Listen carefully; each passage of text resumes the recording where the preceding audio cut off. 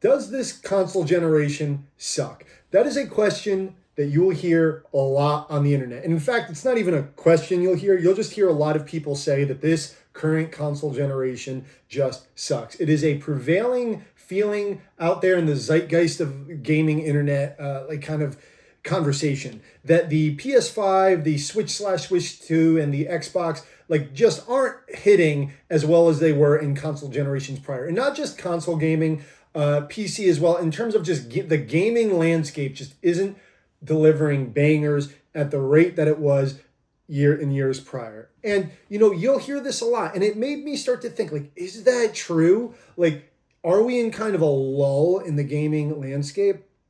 So it had me go back and look at the last couple years of gaming, specifically games that would be associated with this generation. And you know what? I kind of came to my own conclusions, and I want to talk about it with you because there's a lot to this topic, a lot to think about and mull over in the question of, while answering, does this console generation suck? So yeah, please join me as I try to answer that question with you and give you my 2 cents on it, because it's actually pretty interesting. Now, to begin, a couple of things. What a console generation is getting more nebulous, right? There's plenty of games that are developed for, let's say, the PS4 and PS5 and released on both. Same with Xbox, same with Nintendo. And, that is one of the kind of arguments labeled at why this generation sucks. Like, older consoles are holding this generation back graphically. And while I'm sure there's some truth in that statement, right? Like, there are assets being made and being held back because of dev on, let's say, the 13-year-old PS4. The leap in graphical fidelity from console to console just isn't as big as it used to be. Like, we are getting diminishing returns. So, in that sense, it kind of makes sense why games will be put on old consoles. A lot of people still have those and can't make the financial leap forward to the new generation. But with that being kind of out there, what I'm going to count as this generation, I'm going to do a cutoff date. I'm going to do games since 2020, specifically I'm going to try to aim for late 2020 when the PS5 and the Xbox Series X launched, as well as Nintendo Switch games released after that period. I'm doing that because, like I said, the Switch 2 is off schedule with the others. The Switch 2 just came out 6 months ago, so it'd be kind of hard to judge if that sucks as a console in this limited amount of time. I'm also going to try to, I want to make a point that PC is nebulous. There's not really console generations. There's hardware generations, graphics card for PC, but it's not really the same general thing as consoles. So in that regard, I just kind of want this to be more of a discussion of, has the last 5 years in gaming kind of sucked? Because I think that's a better catch-all than saying, does this piece of hardware suck? So first things first, why do people, I think, feel this way? I think 2 things are happening. One thing, if you have a limited scope as a gamer, and hey, look, it's an expensive hobby. Not everyone can afford every game. But if you have one console, or you only game on PC, or you only like 1 or 2 genres, you're never going to have a great grip on the greater gaming landscape, right? If you only play sports games, if you only play RPGs, whatever, if you're only on Nintendo, if you're only on PlayStation, you're going to be intrinsically more limited than someone who plays everything. But not everybody has that luxury. Now, I find myself in a fortunate situation where I can indulge in my PC, Switch 2, Series X, PS5. I game on all these machines. Though my PC gaming has declined in years prior, I still love the occasional game on my PC. So, with that being said, the other thing is exclusives, right? I made a video years ago where I said exclusives are important. And the reason that it's kind of more of a human reason. Exclusives become the personality, the face of a console, right? Think about it. When you think of an original Xbox, you think of Halo. There's no 2 ways about it. You think of the Master Chief, Nintendo, every one of them. You think of Mario and Link. That's just what you think of. PlayStation, years prior, it was Kratos. You thought of Tekken. You thought of Final Fantasy characters. You thought of so many for PlayStation as well. And with the lack of exclusivity, everything kind of becomes just a sea of general gaming, right?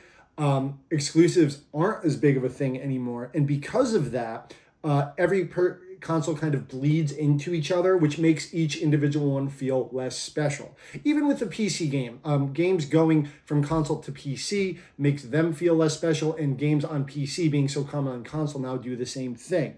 So you get kind of like this, I don't know, you have like this ocean of games being thrown at you, and it doesn't really matter what boat, what console you're riding that wave on. You're going to catch them all. And that's a good thing in a lot of ways. You don't have to run out and buy hardware in order to experience a game you really want to play. Now, I actually think exclusives are good because I think competition amongst game makers is ultimately better for us. That's how, it works. Make a better Xbox wants to make a better game than Sony and vice versa. We got to lower the prices. And on that note, the state of the gaming industry is not what I'm talking about here. Prices, the state of Xbox, that's for another video. I'm talking about the quality of games and why people think this current console generation is weak. So that's a long preamble, but I think it needs to be said because that is what I think a lot of this conversation stems from. People's limited scope, limited ability to sample a lot of gaming due to the price of gaming, and the lack of faces for consoles, right? I mean, Nintendo is still very, very focused on their exclusives, and they're fantastic. But Xbox and PlayStation, especially Xbox, it doesn't really have exclusives anymore, and PlayStation does not produce them at the clip that they used to. PlayStation was also a killer for third-party exclusives, and a lot of those third-party exclusives, such as Tekken and Metal Gear and Final Fantasy, are now on literally everything. So these consoles, when you think of the PS3, you think Metal Gear 4. Yeah, again, another example. PS5, it becomes harder to kind of quantify that. So it just kind of feels lesser than those prior consoles. But with that, the quality of the games being produced, in my opinion, is still fantastic. So for the rest of the video, let's jump in and talk about some games very quickly. I'm not going to go chronologically. I'm kind of going in, not genre, but like what these games are and what they bring to the table over the last 5 years.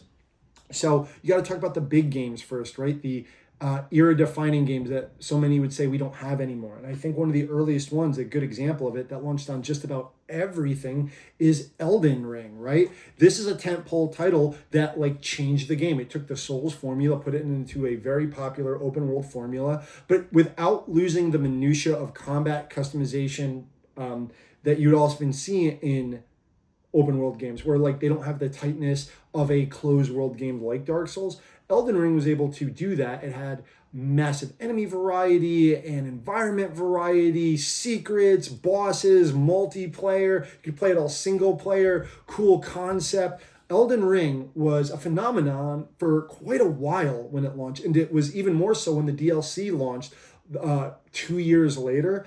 I think that this was probably a title that many people bought on their brand new hardware back in 2022. The console's only being a year and a half old. This game is still being re-released on Switch 2. The game sold 30 million units, I want to say off the top of my head. And I want to say that it's on like the top of most people's Game of the Year, Game of the Decade list, much like its predecessor Dark Souls was. Yes, it did not reinvent the wheel in a lot of ways, but it took the depth and what people like about the Souls genre and expanded it to an open world formula without really losing its flavor and having a unique flavor of its own. This is a game that I think is, as you would say, era defining. Yes, it was on the older consoles as well, but you got to play them on your new PS5 and Xbox Series X, and a lot of people really enjoyed this one. And, new IPs are a weird thing. Most gamers at this point, most of the big releases are sequels and remakes, but there are still a number of good IPs, both big and small, trying to take a risk. You see this a lot in the indie scene. However, there's been a rise in new titles from countries like China and Korea. And one of the best ones that I played this generation was Stellar Blade. Yes, the sexy girl game. But when you actually get down to it, this is a fantastic game. It doesn't do any one thing really great. I'd say it's like an 8 across the board. But it was unique. It was fun. It was great getting the costumes. The combat was fun. This was a brand new exclusive for the PS5. Now I believe it has gone on to PC. But this was a very popular game that you could sink a lot of hours into. And it was a new, I guess you could say, Sony IP, even though not Sony owned, but an exclusive that was worth playing. And it was very big budget, as opposed to smaller budget titles coming out like Bomb Rush Cyberpunk, which is absolutely fantastic. If you don't know what this is people who love Jet Grind Radio and Jet Set Radio Future coming out and making a game in that style, very close to that style, and, you know, giving it a decent sized $30, $40 release. But it is an homage to those older games, but those games aren't being made anymore. They went and did their own thing. They put their own spin on it, and this was great. So, like, if you were a fan of that, if you're looking for a unique flavor that's not really out there, you have titles like this, right?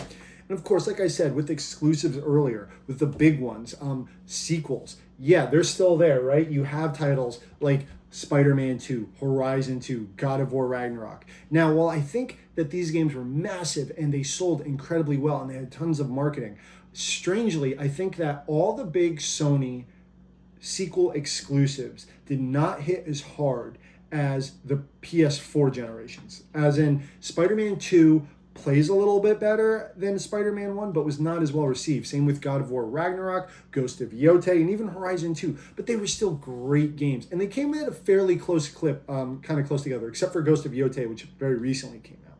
And that was kind of the case with the PS4, right? Spider-Man, Horizon, and God of War, I believe, all came out between 2017 and 2018. And there was like a wave of love for those games. Those were huge, great games. And I feel that maybe just because of their sequels, these weren't as hype, but they were good and they were huge. So, and they were all, for the most part, exclusive, even though they are moving to PC. Yet again, kind of taking away the specialness. I could say that the PS4's like kind of normie public-facing games would have been Spider-Man, Horizon, God of War.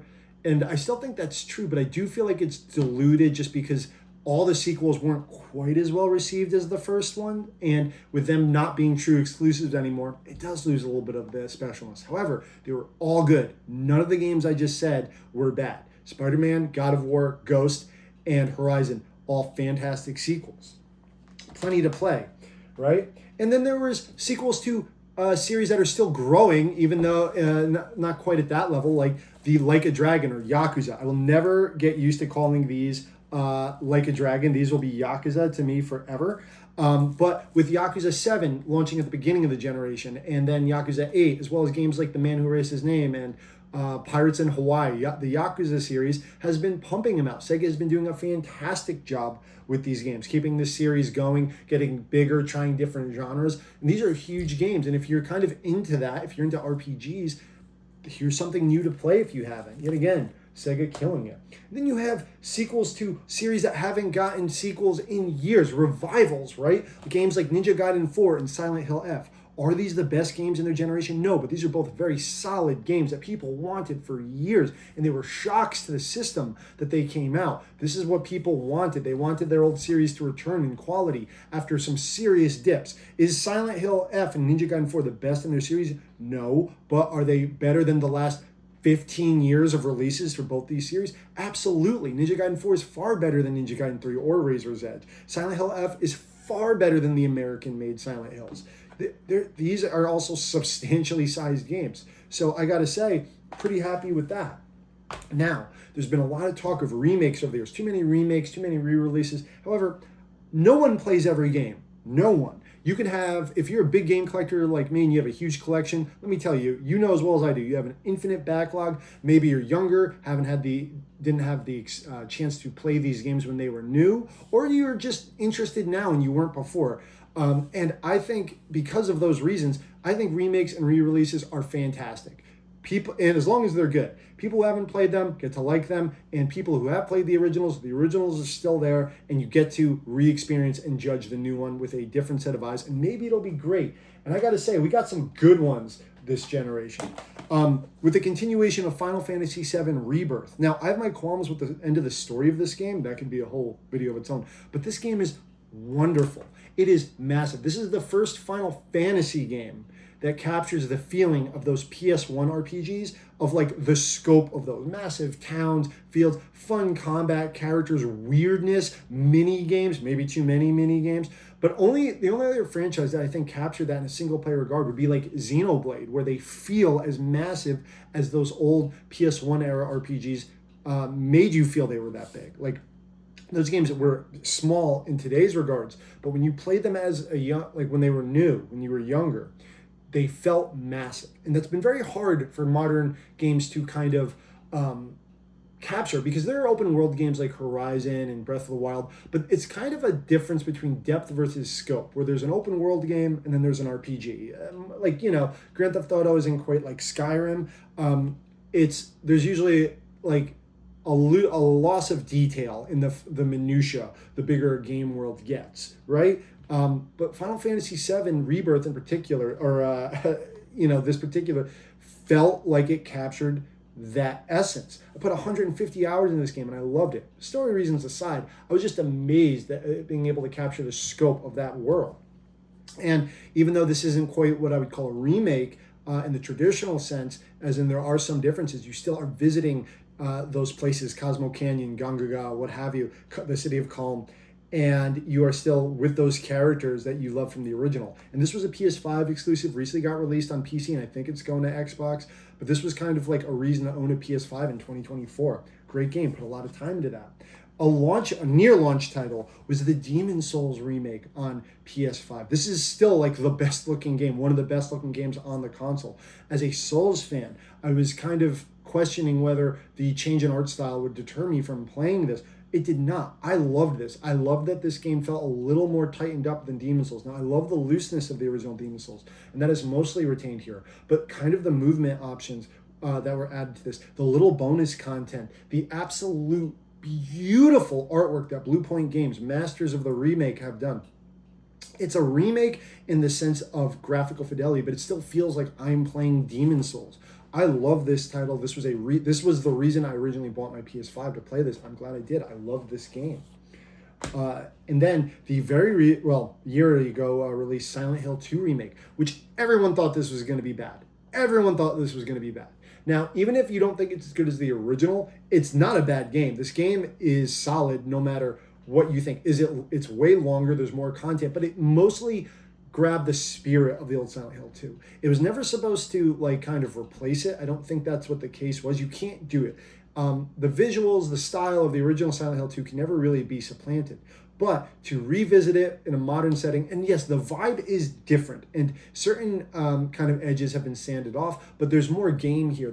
It still has its own vibe. It was still able to take that story and kind of retell it in a way that was very satisfying. As good as the original? Absolutely not, but at the same time, we all thought this was going to be garbage, and this was a much bigger game, the original. So yet again, if you were looking for some of your older franchises to come back, you're in luck. But, and that goes along with games like Resident Evil 4 remake coming out in 2023. Now, Resident Evil 4 is a game that I think I have 100%ed like 6 times. I've gone through that game like 20 times. It's one of the greatest games of all time. Objectively and subjectively, it's one of my favorite games of all time. I did not think it needed to be remade. I don't think that it was a smart idea to remake it when I first heard it. When I actually played this game, and after the update with the DLC, I got to say, this is incredible. If you can't get down with the old one, if the PS2-esque visuals GameCube visuals bother you for the old one, this is an absolutely stellar game. I think at the end of the day, it doesn't replace the old one. It's side by side, right? Much like Silent Hill 2. It's a different tone. The game is very similar in the beats that you go through, but the tone is incredibly different. This is a darker game. Some things were subtracted. I'm never happy about that. And some things were shuffled around to the Separate Ways campaign. But at the end of the day, I was having a blast play this once I understood that I was playing a different feeling game with a different vibe. It was content rich. It was still a ton of fun. I'd say it's like 85 to 90% as good as the original, which still makes it an AS class game. And yet again, if you couldn't get down to that old one, you want a more modern feel, this was an incredible release. In general, Capcom since 2017 has been doing an incredible job on their games, releasing Resident Evil 7, 8, remakes of 2, 3, 4, and 9 upcoming, one of the most anticipated games I have for 2026, along with games like Street Fighter 6 and the Monster Hunter releases and the Mega Man re-releases and the collection. Capcom's probably the best game developer in terms of quality and quantity right now in my book. So yet again, you have some stuff to play. But let's not talk about just, remakes. Let's talk about sequels. And new games in older series yet again. Jumping back, experimenting with things. Sonic Frontiers. You guys know I love Sonic, so I had to throw it in there. Kind of, it's hard to say it's a sequel because like it's not a lot of like sequence in the Sonic games, but this was a solid title, especially after a few updates. This is kind of debatable, but hey, it came out, it was fun, it wasn't hated, and it tried something new, and I had a blast with this game, right? And then you had the recent Sonic Racing giving Mario Kart 9 World a run for its money with its quality. So, you know, some old favorites coming back with some new flavors. Yes, this is like the fourth Sonic Racing game in the series, but the last one sucked, and it came back with a bang with this one.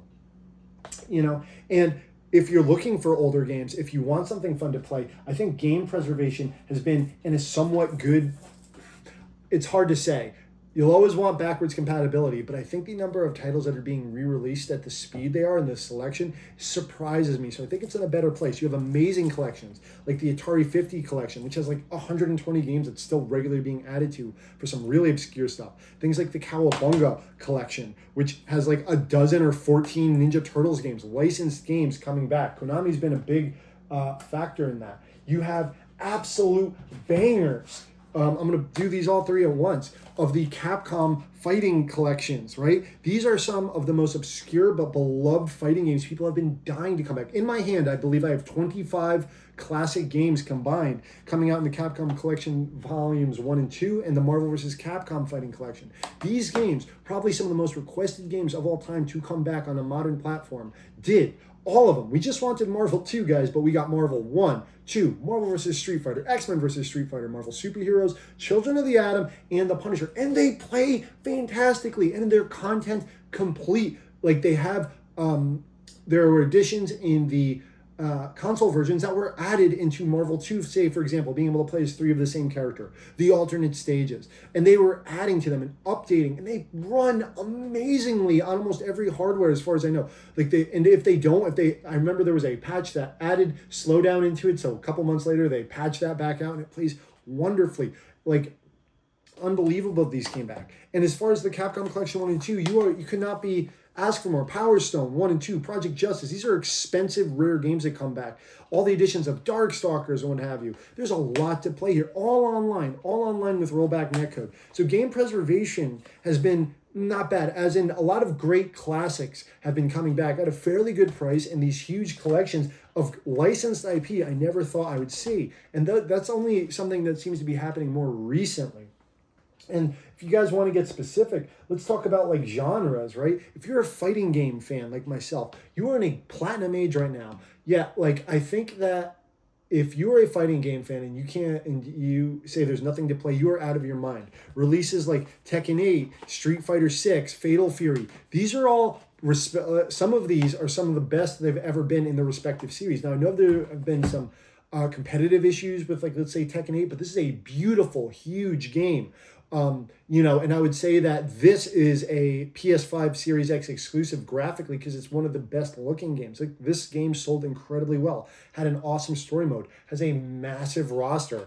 I'm happy. I'm not a competitive Tekken player, but I had fun pushing buttons with friends. Street Fighter 6 is at the spearhead of this, one of the biggest fighting game franchise in the world. Had a weak release with Street Fighter 5, but came back swinging. This game has sold over 6 million copies at the time of this release and is continuing to grow. There's issues with the rollout of content being far too slow, and I could do a whole video on that. However, it's a great game to play for new and old people, adding the classic and modern controls, and a lot of people are playing it. This coming out in 2023. And you have a smaller title, yet again, a legacy sequel, Fatal Fury, City of the Wolves. This game is great, fantastic visual style. Yes, Ronaldo and Gennacci were terrible additions to the roster. However, at the same time, like, they've been releasing characters at such a clip that you kind of overlook it. And it was a comeback for a very niche game that people very much wanted, and it was good. Now, moving on, as you guys may have noticed, most of these are multi-plat games or PlayStation focused, but Nintendo has been doing pretty great itself recently too. I think the first 6 months of the Switch 2 have been okay. The first 6 months of the Nintendo Switch 1 probably had a better release, with Breath of the Wild coming out as a launch title, riding off the back of the Wii U though, really. With Mario Odyssey coming out a few months after that, it had Mario Kart 8 Deluxe and Xenoblade Chronicles 2. The Switch 2, in particular, Donkey Kong, Kirby Air Rider, Hyrule Warriors, Mario Kart World, that's not bad for 6 months. But since 2020, since before that, there have been some fantastic titles on the Switch. The Switch killed it post-pandemic. Some of my favorites, they completed the Xenoblade kind of saga with Xenoblade Chronicles 3, a fantastic send-off to the first 3 sets of these games, the first 3 in the series of this game. This was like a dream game for many people coming out a few years back. Re-releases of Wii U games. And let's be real, no one played Wii U games, so they might as well be new games. I had a Wii U. I have 2 of them. However, I know no one played these, so these might as well be new. Like a fantastic and highly requested re-release of Xenoblade Chronicles X early in 2025, which no one thought was coming out because it was too big of a conversion. And it's a way better version than the Wii U one. You had Mario 3D World and Bowser's Fury coming out in 2020, fixing this game, making it now a fantastic Mario game. It used to be too slow and boring, but they sped it up, added some stuff, added Bowser's Fury, an additional game, which was fantastic. If you play this on the Switch 2, by the way, it looks great. And of course you had your big pseudo mainline Mario game with Mario Wonder. I think this game is too easy, but I still had a lot of fun with it. And I'm really waiting for the next Mario title. But you've had stuff like that. You've had Tears of the Kingdom coming out in 2023, which was huge. So Nintendo's just been pumping them out. Kirby games. Metroid, the re-release of Metroid Prime on Switch. The release of Metroid Prime 4 on Switch and Switch 2, which I know is contentious, but generally is a good game. All their Donkey Kong getting a ton of releases with the re-release of Donkey Kong Country Returns, as well as the new game, as well as Tropical Freeze a few years back. A lot of Nintendo's older series have been getting served pretty well. Now, lastly, sadly, the Xbox, which I'll do a whole nother video on, I basically only use my Series X for backwards compatibility instead of new titles at this point. Because exclusives like Halo Infinite, while this was good, it was not good enough to kind of reignite the fires. And Xbox has kind of given up in the hope of releasing good exclusives. They never really tried, despite all their ability to do so. With Halo coming out on PS5 next year, Gears and Forza already being out. But I must say, some of those titles are quality. So unfortunately, if you are someone who only games on the Xbox, your exclusives aren't exclusive anymore, but there's still a choice. Most of the titles that I just mentioned, other than maybe Spider-Man, are on Xbox. These are all available to play. These are multi-platform releases. So there's still a ton to play as long as you're not looking for exclusives to your console. That is the reason to buy your console, is not a good reason to buy an Xbox. But if you like the hardware, if you like the setup, and you're looking mostly for third-party games, as I just said, there are tons of great games to play. Hell, I just finished playing Death Stranding 2, a PS5 true exclusive. That was wonderful. So with that being said, I was wondering about this. What is it that people are saying about this generation? That it's boring, that it's a wasteland? I get that feeling. I feel that way too. But when I look around me, I'm having a ton of fun. I'm playing a lot of good games. I just wish that my consoles were more competitive with each other in terms of exclusive. They had more of a personality. The PS5 and the Xbox, even with the PS5 having exclusives, are kind of gormless, kind of faceless. And that's what I think people are talking about. Because if you say you're starved for playing games, you're not looking in the right place, right? No matter what you like, I think that there is something out there for you. And I think there's 5 of something out there for you. Now, the state of gaming, like I said prior, is a mess, right? Games are too expensive. They take too long to come out. However, I got to say, if you're already in the ecosystem, if you're already a player of games, and you have a wide enough net to catch different genres, there is no way that you can find something, there's no way you can't find something you want to play, right? There's too many options out there, and we're all having a good time. New games, sequels, re-releases, remakes, what have you. I think that everyone has enough to eat, but I think this is a human thing where people just want their systems to feel unique. You want the PlayStation 5 to have no crossover with PS4. You don't want to be held back, as it were. And you want your exclusives, to be true exclusive, not even on PC. I feel like that there is something lost there. As someone who loves PC, there's something lost in the specialness of a game. With Xbox, with all their games being on PC for years, there becomes less of a reason to own it. There becomes less of a personality, because that's what we do. We anthropomorphize things as humans, right? We give them human-like qualities. And we want those consolidated personalities, and they just don't have it as much anymore. The Switch 2 to an extent, but the Switch 2s bleed over with the Switch 1 may hinder it as well. However, if you don't care about that, if you just want to play fun video games right now, I have to say, there's an abundance of options. It's an embarrassment of riches depending on what you're looking for. And I think no matter what you're looking for, you're going to find something to have fun. So don't doom and gloom. You can doom and gloom about companies and layoffs and the state of the industry behind the scenes. But when it comes to things that you want to play to have fun, I think we'll have plenty of options. So thank you for joining me on this conversation. I just seen far too much negativity about this generation, and I just kind of wanted to talk it out with everybody and hear your guys' opinions. What do you guys think? What are you playing? What are you looking forward to? What do you think of this generation? Do you think the loss of exclusives is a good or bad? Do you have a ton of games on your backlog that you're working through, I should say? And let me know, are you having fun playing games in the last 5 years? Because I think the answer is going to be yes. I hope it's yes. So please, thank you. Comment. Thank you for watching. Take care of yourselves. I'm Mike, and I'll catch you next time. Thank you.